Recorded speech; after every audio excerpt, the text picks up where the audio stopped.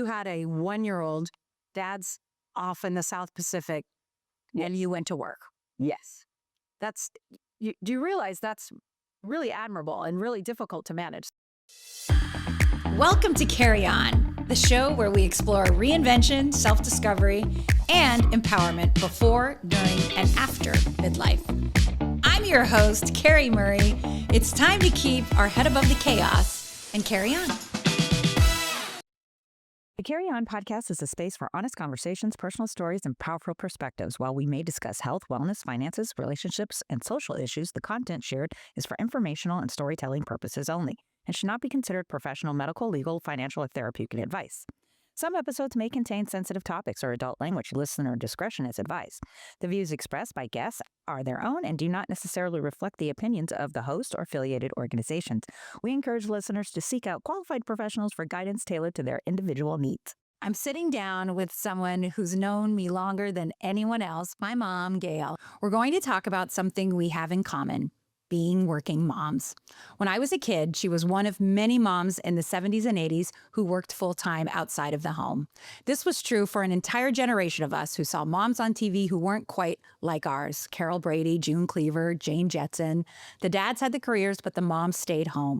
As a 70s and 80s kid, we didn't have to see it on TV to be it because we saw it in our homes and it impacted us. She's a California native. Her father was born in Mexico and spoke English as a second language. And her mother, my grandmother, was also a working mother. She was born in Scotland and left home at 17 to find work in London in 1934. My granny worked at a boarding home outside London and was there when hundreds of American soldiers, including my grandfather, were camped in the surrounding areas preparing for D-Day. My mother started her career as a clerk typist, devoted 42 years to federal service, and retired as a deputy director at NASA Ames research. She also held the role of Navy wife. She and my dad, Kelly, have been married for 53 years. My mom worked hard to make sure that we could have a great life. Thanks to her, I've been encouraged to follow in her footsteps as a working mom. If you're a proud working mom or the daughter of one, let's have a kiki in the break room. Welcome, Mom. Thank you. Thank you. That was a nice. Isn't it nice to hear about your bio there? Yeah. And you're like, oh, here I did do some stuff. Yeah. Well, before I ask you, how did Granny balance motherhood and being a working mom? Well, it was all about scheduling. So she was home during the day while my father worked. He worked in for the Navy as well. And then when he got home at 3 p.m, she would start her job at 7 p.m. and work from 7 to 11 in the evening. So, wow. Yeah, that's how they did it. They balanced it. And so they would be like ships in the night. Kind of. Yeah. Wow. Yeah. Well, that also left the children to kind of be more resourceful, and because my dad would go to bed about 8. So did that put a lot of pressure on you as the eldest daughter? Yeah, I got the little ones to bed. I got the little ones to bed. I made sure everybody had something to eat. Who made dinner? Most of the time, my mom and I did, but I did the cleanup, got them ready, did the baths, all that. Gotcha. Right. And you graduate high school, you immediately go to work, never went to college at that point. No, because my mother told me, I don't have any money for you to go to college. I spent it on your brother. And so I really wanted to go. So I applied to college, a community college nearby. And this is 1969. So the Vietnam War is going on heavily. So I applied took the civil servant exam. And I basically told myself, whatever comes in first, I'm going to do. Okay. And my civil servant exam came in, passed it, and I got offered jobs almost immediately. So that's what. Gotcha. So I put college off. Well, and that obviously led you to meet Dad. That's right. He was the guy delivering the mail in the human resources office. So he would come in and like to flirt with all the women. Oh, but he caught your eye, clearly. How did you, at the beginning, so you meet Dad, you're now both working, did you have a conversation we're both going to keep working once we start having children? Or was it just assumed you were always going to work? Well, I knew I loved to work. And I think between the two of us, you're not making a lot of money at that point. We really both needed to work in order to pay for rent and have a car and whatever. So yeah, and I liked working. Yeah. So, and I think he liked me working, to be honest with you. But no, I mean, if you have more money, you have more choices and you have more freedom. And Truly. you're not struggling. Yeah. And I would prefer not to struggle if I'm able to help out. Yeah. And you are also now married to a man in the Navy who is taking you to exotic places like Guam. That's right. Where I had the most beautiful child ever born. Correct. Yeah, that would be her sitting to my right. Yes. But was that, so you're on a naval base, you're with other Navy wives who are new moms and everything. And what was that like? Because you're not in your family, you're not in your granny. A long ways away from home. I was definitely homesick. I'd never been away from my parents ever. And I was 21 when I got married. So this is 23 on Guam. And they didn't even have really good phone lines in those days. So and Kelly worked all day long. And then I immediately found a job. That's the nice part about the Navy. Military spouses get priority when they're going to military bases. So I had a couple of job offers and I took the one as a secretary at the Joint Typhoon Warning Center. So you knew when the typhoons were coming before anybody else. All those Navy and Air Force guys were going to tell me what to do. Okay. Okay. So you're there, you have a baby. How soon do you go back to work? Oh, well, I was working at the Joint Typhoon Warning Center for about 9 months when I found out I was pregnant. So I saved my leave, took maternity leave, and I probably went back when you were about 5 months old. Military spouses on base do a lot of childcare in their homes. So it was easy to find somebody. It's a good network. Yeah. So when you had to go and find the child, you made a decision to put me on childcare and go back to work. What was the kind of vibe of the other moms in the neighborhood when you made that decision? I left you with it wasn't a child care center. It was a child services in somebody's home. So this was a mom who had 2 children and needed additional money so she could take one more. And I didn't necessarily get a bad vibe from her because I was providing her with income. Sure. But I did hear it from my neighbors about how could you leave your little girl? And I said, well, I like working. I need to work. I think I'm a better mom when I work. Yeah. Did you ever hear that from Granny? Why are you leaving Carrie with? No, my mother knew what it was like to work and have to work. So no, I never got a hard. But was she encouraging? She was like, good. I think so. I never felt not being encouraged. And my mother-in-law was also a working mom. So she knew what that was to work outside the home with children. So that's, I think, a lot of stigma. A lot of people, like if you grew up with a mom who, was baked cakes all day and, vacuumed and took care of the kids and then was like, well, no, Mom, I'm going to go. I imagine that would create some friction. It could. It could. I definitely remember I wish my mom did bake cakes, but she didn't. I wish she did come to the PT meetings or whatever, but she didn't because she's working. Right. Yeah. Do you kind of like look back and be like, oh, I wish my mom was kind of a little bit. Oh, no, I wish my mom would have been able to be available in the evening just to go to a teacher. Oh, parent-teacher conferences? I didn't have, they never went to any of those. Yeah. They never went to any really school events. That's why I made sure I did. Yes. For my kids. Yeah. And you did. Yes. You did a great job of that. Thank you. Yeah.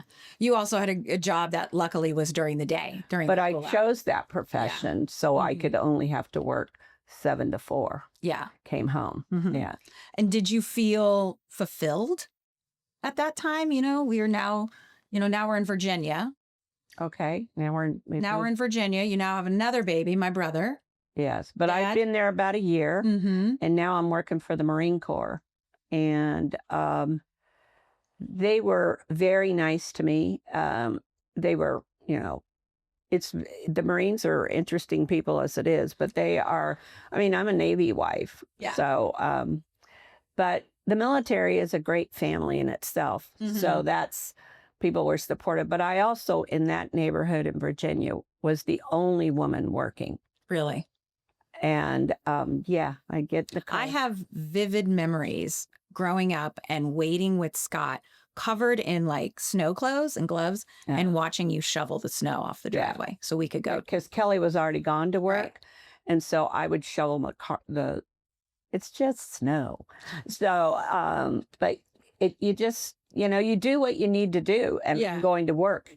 I didn't know that if the snow falls really hard in Virginia, they kind of delay start times. Oh. So I was going to be at work. I was going to have my kids at childcare. I was going to get, and I was going to get to work on time, and I did, and nobody else was there.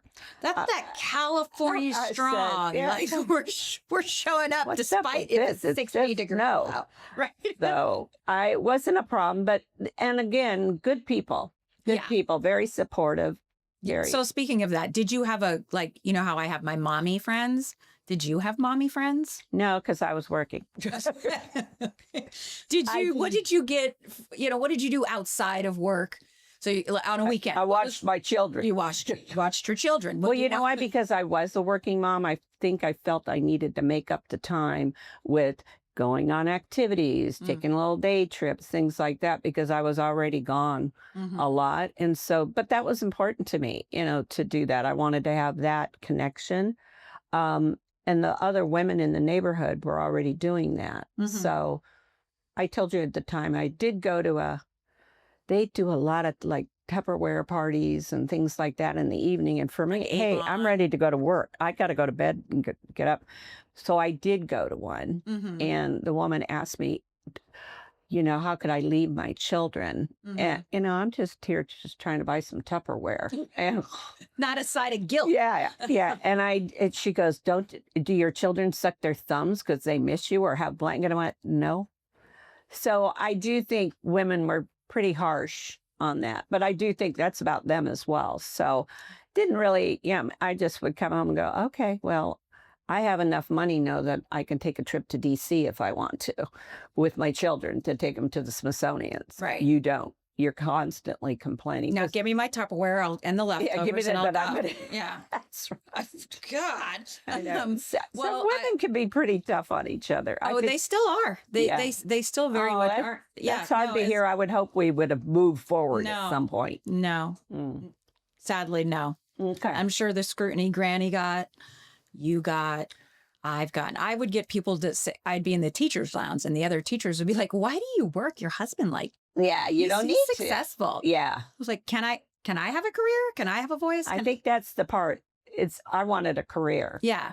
And You also like the challenge though. You told me you had to work. I needed to work I mean, come on, after a while, how much Sesame Street can you watch? I mean, No, I just you're not couldn't do wrong. it. Yeah.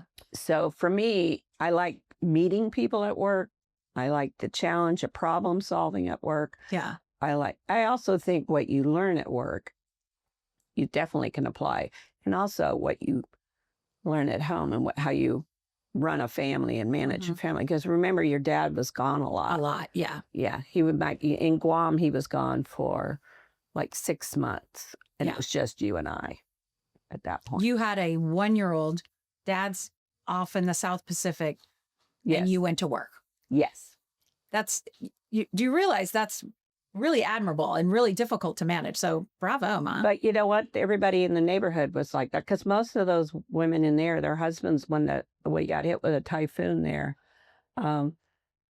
the men leave and go on ships because they got to protect the ships. Right. So we just figure it out. I just happened to work for the Typhoon Warning Center. Told me what to do. And I went, Go okay. buy diapers. No. Go get some cash, fill your car up with gas, and Right.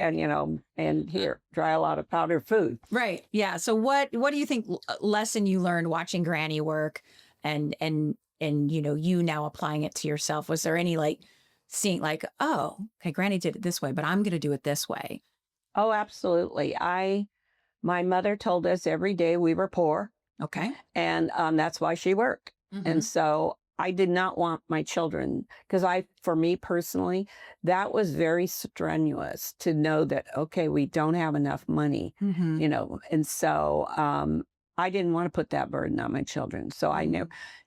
Sometimes I wish I had, though, at times, but I really didn't want. I don't think it's up to the children to, appreciate what. We definitely, I can't speak for Scott, but I definitely felt fiscally responsible Like you would say that prom dress is $400. Yeah. Like what? Yeah. We're going to go to the sale rack. Like I still go into a store and immediately go to a sale rack. Yeah. Little things like that. And Scott is very much like that as well. He looks at the price of things and things.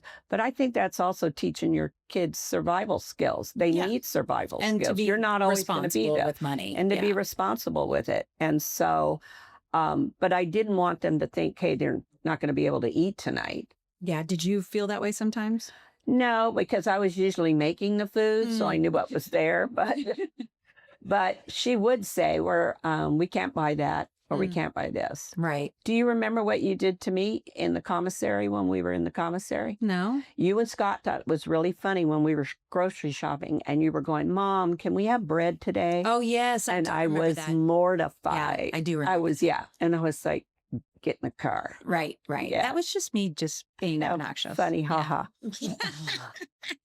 Travel isn't just about the destination, it's about the connections made along the way. Two Peacocks Travel curates immersive, purpose-driven journeys designed for women who crave adventure, cultural exploration, and personal growth. More than just a trip, each experience fosters sisterhood, where like-minded women gather together to support, uplift, and inspire each other through shared moments of discovery. Whether it's navigating the vibrant souks of Morocco or trekking through Peru's Sacred Valley, these journeys create bonds that last long after the suitcases are unpacked. Join the next adventure, find your travel bestie, and build your global sisterhood. Visit twopeacockstravel.com to learn more. So what do you now you see me as a working mom and everything. What do you see that's different from when your experience of a working mom and observing me as a working mom? Well, I really like the way you speak to your children. I was yelling a lot, I think. I probably shouldn't have done that. But I do think you speak to them as adults a lot of time, even when they were little. Mm-hmm. You might want to make a better choice. Yeah. I probably would have screamed, get your hands off the knife. Yes. And, I do like that part, but I do think your background in school and having college experience has given you a little more polish in that area. Yeah. So I do like that. And of course, the grandchildren are perfect. But You're welcome. yes. But to me, the way you take more risks than I did, I was more worried about day-to-day income. So I was going to work. And then I had a job, but I don't feel I got a career until I got to Moffett Field after that. Yeah. And then I could actually be at a place, the Navy's moving you every 3 to 4 years. So you're really not going to stay very long at any one place. So you're not going to get promoted. You're just going to come in. So I just tried to do the best job I could when I was there. So going to the next place, I would have good ratings and things like that to get a job, because they do your whole file follows with you. So they know what you've done. You already know. So but you want to move to that. So and then I would say, in my recollection, I feel like when I was like in high school, maybe like when we moved to Fremont was when you started working at NASA and you were really pursuing something you were really proud of in HR. And I remember specifically the day you were like, I'm going to go to college and NASA's going to pay for it. So now you're a working mom and a student and having a career. How did you find the balance for all of that? I have the gray hair. But you know what? I was working in an environment at NASA that appreciated higher education. Okay. And they were willing to provide it to even non-technical people. So I had a lot of scientists and engineers I worked with. And because I wanted to do it, they also extended it out to administrative folks. So when they told me they would do that, I'm like, I took my classes during the day when I was at work. They let me go during the day so I could get off work, and then I would come home. So they paid for everything. And they did that for a lot of people. It's a great program to who I would definitely recommend. I was surprised that a lot of people didn't take advantage of it because I was like, why wouldn't you? Yeah. So I went. And then also, once you get into, this was a junior college, once you get into college and you've come in with 15 years of work experience and a family, you're in a classroom of like 18 and 19-year-olds. You got this. This is like nothing. When they were like struggling, I'm like, no, Yeah, like, come on. why is, Can I have another day to turn in my paper? I don't. No, I got mine done. and I had to be home. And by the way, no. Yeah. So I was always, and I actually like going to school with younger people because you're like, you have no idea. So there is something to be said. So it was enjoyable to me. I had great teachers. They were so empathetic. And then I had such great managers that supported me. And I didn't realize this until probably later on that they just couldn't believe how much I could do. And I said, I just soaked it up like a sponge. So it was fun. Yeah. So, and fun fact, we actually took a math class together. we did it. You I think enrolled I in college. dropped out because I couldn't take it. Yeah. You were fine. I believe you passed. So yeah. Thus, So you're now that you're seeing, me as a working mom and everything, and we have wonderful grandchildren, and the resources I had available to me, whereas I had you. I had childcare as well, but I also had parents living close. What advice would you give to a working mom who has, again, no parents living next to them like you did? Yeah. Well, you need to get a hold of some good neighbors. If you have neighbors, reach out. And we didn't really have a formalized mommy and me group to do that, but neighbors on a military base are very supportive. So I really didn't have to go very far until I went to Virginia. And now I'm not on a military base yet. So I did find some really nice resources in Virginia till we got on. You had to, the wait to get on that base was a year.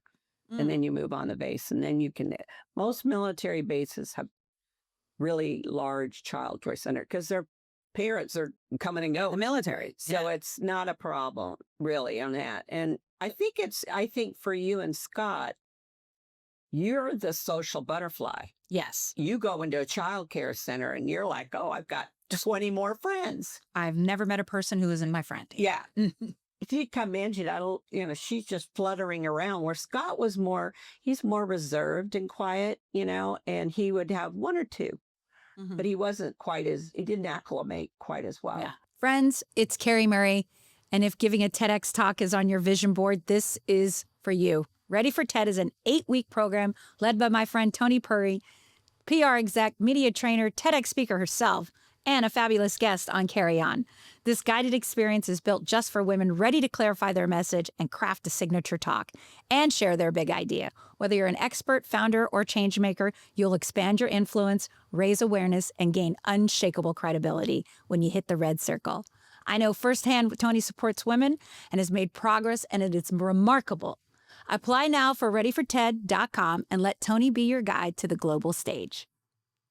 I always equate my extrovert outwardliness, my friendliness, and that I had to make new friends every 3 years. I think that's a good point. A lot of military kids get like that because they know. For Scott, I think he was like, oh, I have to make friends again. Yeah.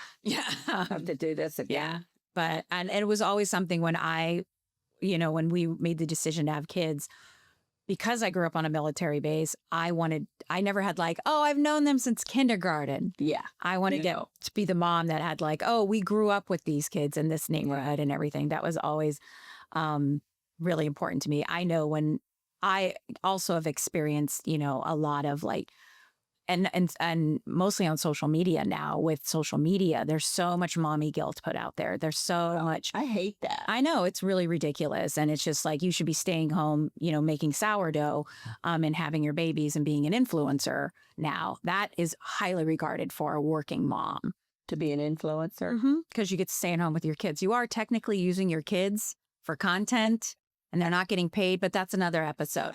But, so I think for the moms today, they are being inundated on so many, not only with their coworkers, their friends, but on social media about what it is to be a good mom and what a traditional. I think you have to turn it off because to me, nobody knows you and your children better than you do. And nobody should weigh in on what you're doing and not doing or how you're disciplining or how you're whatever. I just never got it.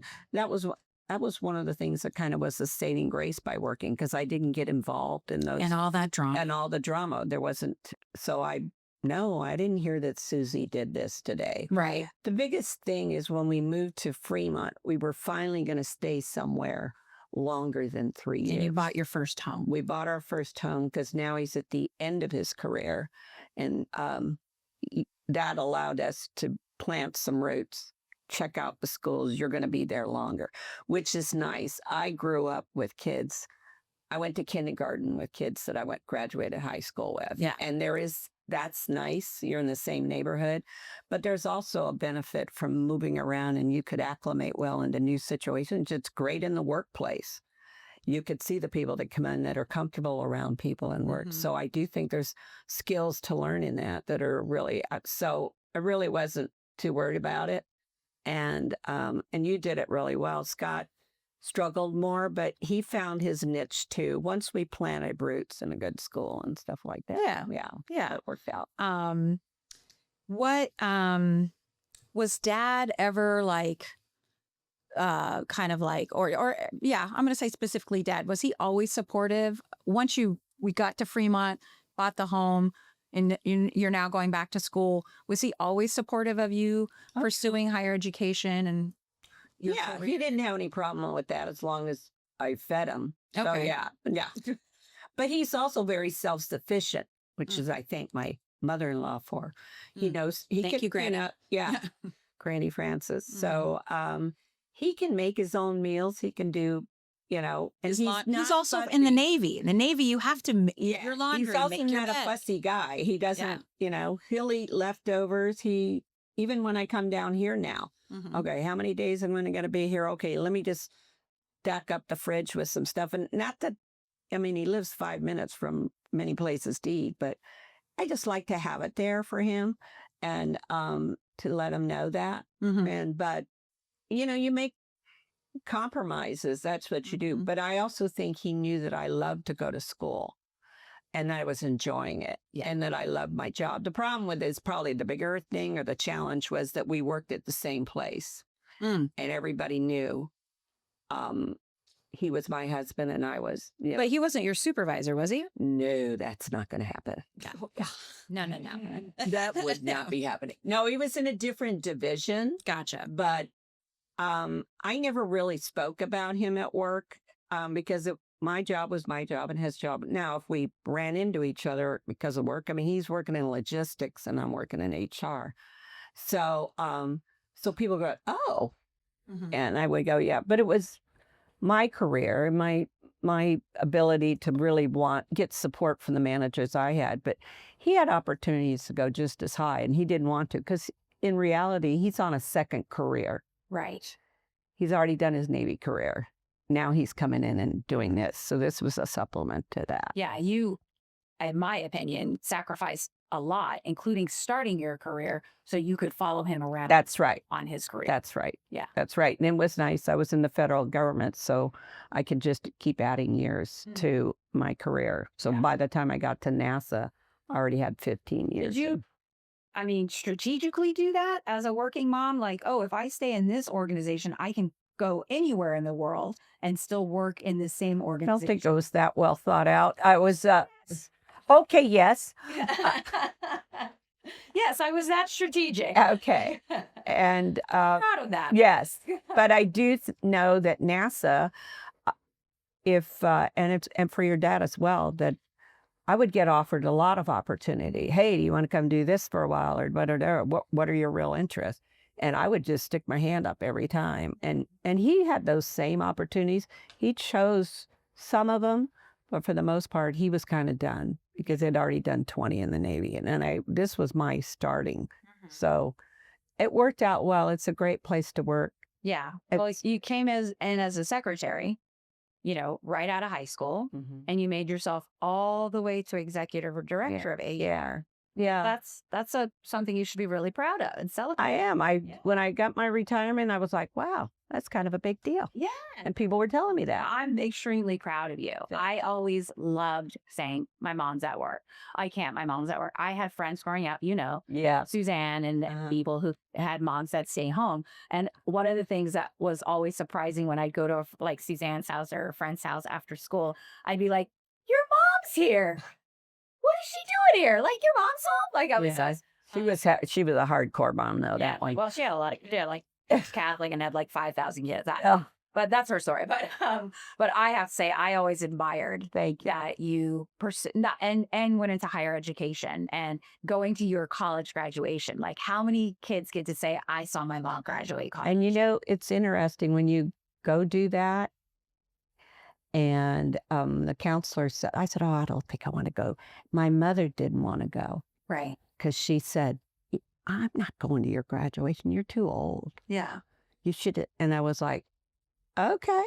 Yeah. But my mother was very old school. And, people graduating from college are younger. And I was like, I don't care. I'm going. So I went. And I'm glad I did. I'm glad the counselor convinced me to go. Because I also wanted my children to see that you could pursue it. To me, college is not for everybody. And you don't have to do it. But you also can do it at any time if you change your mind. It's always there. Yeah. Okay. As we wrap up, any like final advice you can give to a new mom who wants to go back to work? I would tell you, do it because you really want to go back to work. I believe I was a better mom because of it, because I was happier. Yeah. Same. That's the same for me. I was happier. And if I'm happy, I'm going to pour that I'm going to be a better mom. I'm going to pour that on my family. Yeah, it's nice to have the additional income and things, but I did it because it gave me self-satisfaction. And if I have that and I can just build that on my children, then they can see that. And I don't really know this. It's interesting we're having this conversation now because I never felt like there were many days I felt like I never was doing it right. It was always, oh gosh, we should have done this or should have done that. But now as my children have gotten older and they've expressed, even in Scott, his bosses, I went and saw him, they said, he talks about you all the time and all the stuff. And I went, he does? So it's kind of nice to hear that your children are very smart and they're paying attention. So you got to watch what you're saying in front of them and doing it. But I hope that you saw that. So that makes me happy. I absolutely did. And I can tell you honestly, you didn't yell that much. Oh, come on. I know I did. You might have raised your voice, but no. Yeah. I wish I would have. You did a great job. Well, you're doing a great job where you're at. Your kids are great. And I'm very proud of what you're doing. Entrepreneurs, listen up. Are you stuck trying to DIY your website and marketing only to end up frustrated and spinning your wheels? I've been there. Stacy Beeman of Bee Woman Marketing gets it. She helps passionate business owners like you ditch the overwhelm and get back to your zone of genius, because that's where you should be, honestly.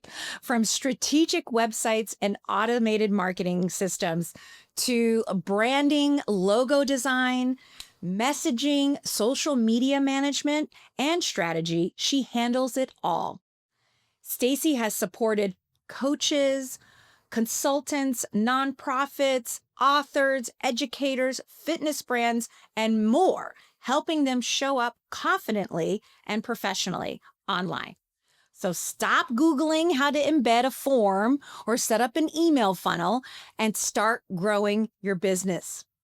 Visit bewomanmarketing.com and mention Carrie on when you get in touch for 10% off your strategy session with Stacy. Yeah. Well, thank you for being a guest. Oh, this was fun. Yeah. So you're going to have to tell your friends to get an app on their phone called YouTube. And when they open that app, they're going to put in Carrie Murray and then they're going to hit subscribe. Okay. Okay. Thank you, everyone, for joining me. I'm saying thank you. Sorry. This is Look, I could take over. But thank you, everyone, for watching. This has been definitely my favorite episode. Oh, bless your heart. And as always, like, subscribe, and comment. And say hi to Gail in the comments and her friends who are going to figure out YouTube which will be interesting. You'll get it. We'll get it. It's fine. It's like Facebook, but so much better. So as always, I like to remind everyone to keep your head above the chaos and carry on. Oh, awesome. Thank you, Mom. Good job. I know. Love you. Thank you for joining us for another episode of Carry On. Be sure to find us on Apple Podcasts and Spotify. And as always, like and subscribe to our channel on YouTube. And don't forget to keep your head above the chaos and carry on.